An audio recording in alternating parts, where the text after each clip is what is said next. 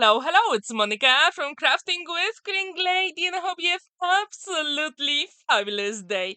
In today's video, I'm going to show you step by step how to create this birthday card with no cutting dice. If you like it, let's have a look how to create it.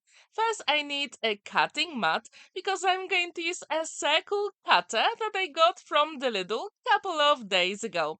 And I'm going to use 300 GSM white multi-purpose card to create my front and the back panels for my card. So as you can see, this circle cutter has purple color. So when I saw it, I couldn't resist, and it was actually pretty cheap. It was $3.99, which I think is amazing for any crafting tool. So here we've got a blade protector, and also you've got spare blades inside that you can use later on. So I decided to have my card around 7 inches size, and I thought that would be really good size for today's project. So I'm going to cut two circles of the same size using white 300 GSM card. And when these are ready, then you have to decide how do you want to decorate your card. As you can see, you don't need any cutting dice to create your card base, but if you want, you can also use your square panels as well, and that will be perfect. So here I've got the design paper from Polkadoodles, and all the names of the digi stamps and papers are in the description down below, so yes, you can check them out. Here I'm creating a slightly smaller blue circle to give me very nice white border using the white card I use to create my front panel. So now I like it so far, but I think I really need something extra. So using that digi paper from Work and Play 10 bundle, I decided to use that polka dot. I think it is super beautiful and I couldn't resist. So now I'm going to create even slightly smaller circle. So as you can see, using this circle cutter, it is super easy. So if you don't have one, I do encourage you to get it because you can create many circles of different size. And what's really good about it, you can go from 10 centimeters to 30 centimeters or up to 12 inches, which I think is absolutely amazing. So now as you can see, they will fit really well on my card front. But before we do it, we can embellish all the elements. So I thought let's use that yellow design paper from the same collection as the blue one. And using the smallest circle I created, I'm going to trace it on the back. And now I'm going to draw a shape of a leaf. Very simple one, just using my pencil. And when you do it on the back, it is so much easier to adjust all the elements. And I do encourage you to create your own shapes because autumn is all about beautiful and colorful leaves. And every single one is slightly different. So it doesn't have to be perfect. Because that's not what I want to achieve here. I just want to have a little bit of texture and something with autumn leaves. How often do you create birthday cards with the autumn vibes? Please let me know in the comments down below. So as you can see, creating that leaf was super simple. And at this point, I decided to add even more texture to this beautiful leaf. So from my stash, I got a tool that I actually received from Monica Paper Mona, and I thought that would be amazing to add some texture. So here I've got my stamping platform from Crafter's Companion, and I'm going to turn it over so I can use my tool to add the texture. And here it is. Have you ever used this one in your card making? If you have used it, how often do you use it and what do you use it for? Because Monica Paper Mona uses quite a lot and I really like the texture you can get. So first I decided to create, let's say, sort of the outline on this element, and then I decided to add all those vines here. I think that is so cool because you can rotate that tool, which makes it even more organic. And that's what we usually get when you look at the leaves because every single one is different. And I'm not really sure if you can see it here, but in real life it is super gorgeous. So when this is ready, the texture is there. But then we can add a few more details, right? And when this is ready, then you have to decide how do you want to decorate your card even more. And I have to say that Polkadoodles has absolutely amazing digistamps and digipaper. And very often when I want to create something, I'm overwhelmed because there are so many possibilities. So, looking at the website, I decided to use one of my favorite digistamps, especially the one with the girl holding a cup of coffee. Because when I think about autumn, there is one coffee that I really like at one of the coffee shops, and it has that pumpkin spice latte flavor. So I thought when I think about autumn, yes, I had to add that coffee here. So here is my scrap piece of paper, and here is the girl with the coffee cup. And now it is time to color her in, and I'm going to use my alcohol markers. As you can see, there are three colors in every single pen. So I've got the darker, medium, and light color. If you do like coffee, what is your totally favorite flavor? And do you have different flavors for different seasons?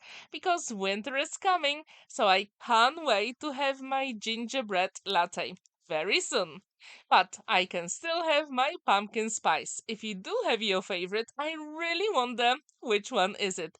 And do you make it yourself or do you get it from a coffee shop? Please let me know in the comments down below. So this image is super cute, and whenever you use any digistamps, you can make them as big or as small as you want to fit your project. That's why I really like to use them. So first I usually think about the size of the card I want to create, and then I print the image where it's going to fit. And I usually know roughly it's going to be in the middle of the project or on the side. And whenever you add color to the hair, I do encourage you to use three colors because that's what really makes a difference. So here, I also wanted to keep those highlights, so I do have a little bit of white on her hair. Then I've got light, medium, and dark colors. And always put the darkest color where the shadows are.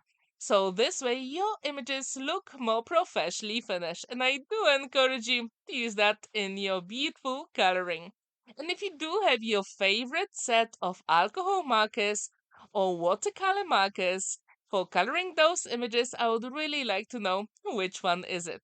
So now, as you can see, for this card, I decided to go with very limited color palette. I don't usually choose those three colors together, but I thought, why not? Let's challenge myself and add some turquoise, let's say dark red and yellow together, and let's see what you can create. So very often I do have my favorite color palette, but it is good to challenge yourself, and I do encourage you to do exactly the same because sometimes we're not very sure what is the result going to be, but actually, when you create that project and use the color palette that you're not very familiar with, it always makes a difference. Now it is time to fussy cut my element. And as you can see, I also use a craft knife, so I wanted to see the background underneath. Here is a beautiful leaf collection, and these are digistamps from one of my favorite bundles. And I left the link in the description down below. So again, I'm using those dark reds, orange, and a little bit of yellow. And to be honest, off camera, I colored in few more leaves and I fussy cut them as well. So in the end, you don't really need that many.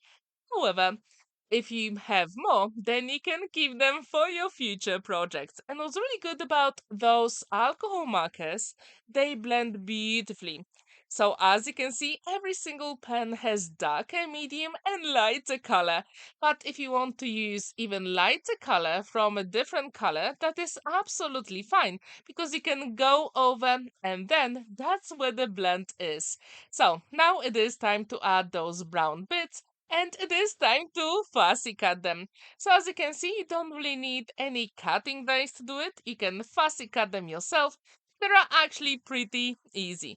Now with that big circle, I'm going to cut the end off using my scissors. I just try to have very straight line. This way it's going to be so much easier to create the top flap. So now I'm going to put my circle against one of the sides and then create a top flap. It is time to fold and burnish it and assemble the back and the front panels together. So as you can see, if you do have circle cutter, you can create any project that you want. And here I'm just trying to put those two together. Then you have to press it a little bit and burnish it from the inside. And that would really makes a difference. So now my card blank is ready. Now it will be time to put our image and all the leaves. I do encourage you to have a dry run first so you know exactly where everything is going. And at this point, I thought something is missing, so I need to choose one of the sentiments. As it is a birthday card, I chose one of the sentiments from Polkadoodles bundles. And to be honest, on the website, they've got quite a lot of them with different fonts. And that's what I really like them. They are super inexpensive, and then you've got all the sentiments you need. As you can see, I'm just using my scissors to create that wavy shape. So again, I don't need any cutting dice. Now I decided to use the leftover from the design paper I used for the background, but also adding that texture really makes a difference.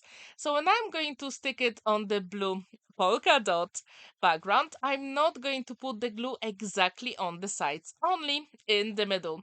So this way I'm going to have that 3D look as well, which I think is really cool.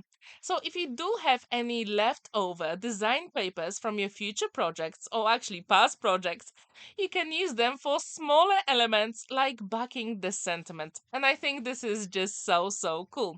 Now it is time to put all those elements on our card. And at this point, I thought let's add even more texture and dimension.